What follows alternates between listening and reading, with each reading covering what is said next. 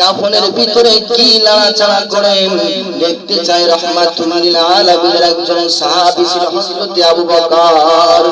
হযরত আবু বকর সিদ্দিক রাদিয়াল্লাহু তাআলা আনহু মায়ের নবীর কাছে প্রশ্ন জানাইলেন, নবী গো, কাফনের ভিতরে কি নাড়াচাড়া করে দেখতে চাই রাহমাতুল লিল আলামিনের একজন সাহাবী ছিল হযরত আবু বকর।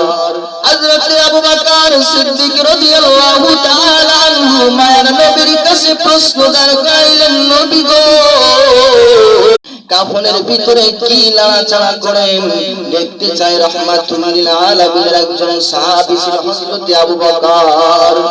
হযরত আবু বকর সিদ্দিক রাদিয়াল্লাহু তাআলা আনহু মায়ের নবীর কাছে প্রশ্ন জানাইলেন, নবী গো, কাফনের ভিতরে কি নাড়াচাড়া করে দেখতে চাই রাহমাতুল লিল আলামিনের